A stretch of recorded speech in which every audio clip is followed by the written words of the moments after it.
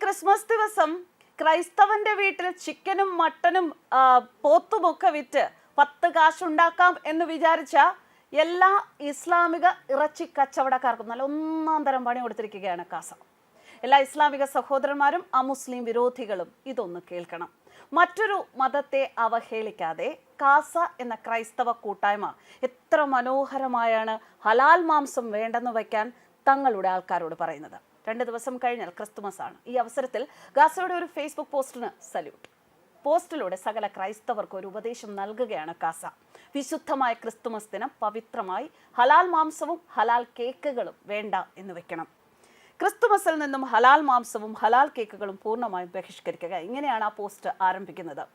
വിശുദ്ധ ബൈബിൾ നമ്മെ ഇപ്രകാരം പഠിപ്പിക്കുന്നു: അവിശ്വാസിയായ ഒരുവൻ നിന്നെ ഭക്ഷണത്തിന് ക്ഷണിക്കുകയും പോകാൻ നീ ആഗ്രഹിക്കുകയും ചെയ്താൽ വിളമ്പിത്തരുന്നത് എന്തും മനഃചാഞ്ചല്യം കൂടാതെ ഭക്ഷിച്ചുകൊള്ളുക. എന്നാൽ ആരെങ്കിലും നിന്നോട് ഇത് ബലിയർപ്പിച്ച വസ്തുവാണ് എന്ന് പറയുന്നു എങ്കിൽ ആ വിവരം അറിയിച്ച ആളെ കരുതിയും മനസ്സാക്ഷിയെ കരുതിയും നീ അത് ഭക്ഷിക്കരുത്. ഇത് കൊറിന്തോസിന്റെ വാചകമാണ്. അവരുടെ സങ്കീർത്തനത്തിൽ പറയുന്ന ഒരു വാചകമാണ്. എനിക്ക് ഈ ബൈബിളിനെ കുറിച്ച് കൂടുതൽ അറിവില്ല, എന്നാലും ഞാൻ മനസ്സിലാക്കിയ ഒരു വിവരമനുസരിച്ചാണ് അങ്ങനെ വായിച്ചിരിക്കുന്നത്. തെറ്റുണ്ടെങ്കിൽ ക്ഷമിക്കുക. ക്രിസ്തുമസ് ദിനം വിശുദ്ധമായാണ് നാം ആചരിക്കേണ്ടത്. അതിൻ്റെ പവിത്രതയെ കളങ്കം വരുത്തുന്ന ഒന്നും നമ്മുടെ വീടുകളിലേക്കോ നമ്മുടെ ശരീരത്തിനുള്ളിലേക്കോ പ്രവേശിപ്പിക്കാൻ പാടില്ല.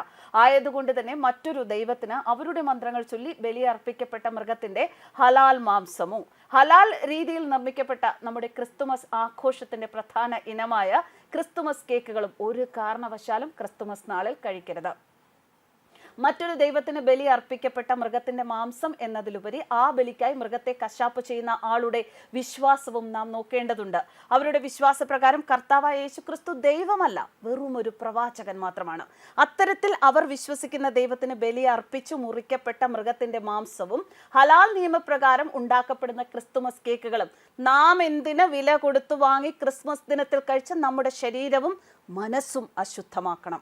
നമ്മുടെ രക്ഷകനും നാഥനുമായ കർത്താവായ യേശു ക്രിസ്തുവിന്റെ ജനനം ഓർമ്മപ്പെടുത്തുന്ന തിരുനാളായ ക്രിസ്തുമസ് ദിനത്തിലെ നിങ്ങളുടെ ഒരു തെറ്റായ പ്രവർത്തനത്തിലൂടെ നഷ്ടപ്പെടാതിരിക്കട്ടെ. ഹലാൽ ഒഴിവാക്കുക, കാരണം അവ ക്രിസ്ത്യാനികൾക്ക് നിഷിദ്ധമാണ്, ക്രിസ്തുവിന് എതിരാണ്, 1-ാം പ്രമാണത്തിന്റെ ലംഘനമാണ്.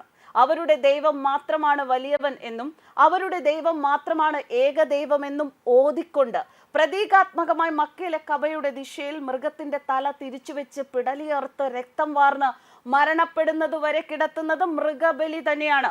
ആ മൃഗം ജീവന് വേണ്ടി പിടയുന്ന ആ നിമിഷത്തിലും ആ മൃഗത്തിന്റെ തലച്ചോറിലേക്ക് എത്തുന്നത് ആ മന്ത്രമാണ്. ആ മന്ത്രം നിലനിൽക്കുന്ന ബലിമാംസം എന്തിന് നമ്മുടെ സത്യ ഏക ദൈവത്തിന്റെ ജന്മദിനത്തിൽ നമ്മുടെ പണം കൊടുത്തു വാങ്ങി കഴിക്കണം? ഹലാൽ ഭക്ഷണവും മാംസവും ഇസ്ലാമിക സഹോദരങ്ങളുടെ ആചാരത്തിന്റെ ഭാഗമാണ്. അതിനെ ആരും എതിർക്കുന്നില്ല. അവർ ഹലാൽ ഭക്ഷണം ഉണ്ടാക്കുകയോ കഴിക്കുകയോ ചെയ്തു കൊള്ളട്ടെ, അവർക്ക് അതിനുള്ള സ്വാതന്ത്ര്യമുണ്ട്. എന്നാൽ അതുപോലെ തന്നെ ക്രിസ്ത്യാനികളുടെ മതവിശ്വാസം അത് ഏറ്റുപറയാനും അത് പ്രചരിപ്പിക്കാനും ആ മതവിശ്വാസം പാലിക്കണം എന്ന് ആഹ്വാനം ചെയ്യാനും ഇതര മതവിശ്വാസങ്ങളോട് സൗഹാർദ്ദപരമായി വിയോജിക്കാനും ക്രിസ്തീയ മതവിശ്വാസം സംരക്ഷിച്ചുകൊണ്ട് ഉറച്ച നിലപാടെടുത്ത് ജീവിക്കുന്നതിനും എല്ലാ മതക്കാർക്കും എന്ന പോലെ ക്രിസ്ത്യാനിക്കും ഇന്ത്യൻ ഭരണഘടന സ്വാതന്ത്ര്യം തന്നിട്ടുണ്ട്. അത് നാം ഉപയോഗിക്കുക. ഇസ്ലാം മതസ്ഥരുടെ പ്രമാണങ്ങൾ അനുസരിച്ച് അവർക്ക് ഹലാൽ ഭക്ഷണം മാത്രമേ കഴിക്കാൻ പാടുള്ളൂ എങ്കിൽ നമ്മുടെ പ്രമാണങ്ങൾ അനുസരിച്ച് നമുക്ക് അന്യദേവന്മാർക്ക് ബലിയർപ്പിക്കപ്പെട്ടത് കഴിക്കാൻ പാടില്ല. അത്രയേ ഉള്ളൂ. വിശുദ്ധമായിരിക്കണം ഈ വർഷത്തെ ക്രിസ്തുമസ്. അതുകൊണ്ട് തന്നെ ഹലാൽ മാംസവും ഹലാൽ മുദ്രണം ചെയ്ത ക്രിസ്തുമസ് കേക്കുകളും മറ്റ് ഹലാൽ ഉൽപ്പന്നങ്ങളും പൂർണ്ണമായും, ഒപ്പം നമ്മെ അവിശ്വാസികളും വഴിപിഴച്ചവരുമായി കാണുന്നവർ തൊഴിൽ ചെയ്യുന്ന ബേക്കറികളിൽ നിന്നുമുള്ള ഉൽപ്പന്നങ്ങളും ഈ ക്രിസ്തുമസിൽ ബഹിഷ്കരിക്കുക. ഇത്ര ശക്തമായ ഒരു ഉപദേശമാണ് മറ്റൊരാളുടെ മതത്തെ, മറ്റൊരാളുടെ വിശ്വാസത്തെ സൗഹാർദ്ദപരമായി വിയോജിക്കുക എന്ന ഒരു സന്ദേശം കാസ ഈ ക്രിസ്തുമസ് ദിനങ്ങളിൽ, ഈ ക്രിസ്മസ് കാലത്ത് തങ്ങളുടെ അനുയായികളോട് നൽകിയിരിക്കുന്നത് എത്ര മനോഹരമായ ഒരു സന്ദേശം. അതോടൊപ്പം തന്നെ അന്യമതസ്ഥനായ ഒരുത്തൻ അവൻ നല്ലവനല്ല, അവൻ്റെ ആശംസകളൊന്നും നമ്മൾ കൈപ്പറ്റരുത് എന്ന് പറയുന്നവർ ഈ ദിവസത്തിൽ കണ്ണും കയ്യും ഒക്കെ നൽകി ഇങ്ങനെ കാത്തിരിക്കുകയാണ് അവരിലൂടെ 10 കാശ് സമ്പാദിക്കാൻ.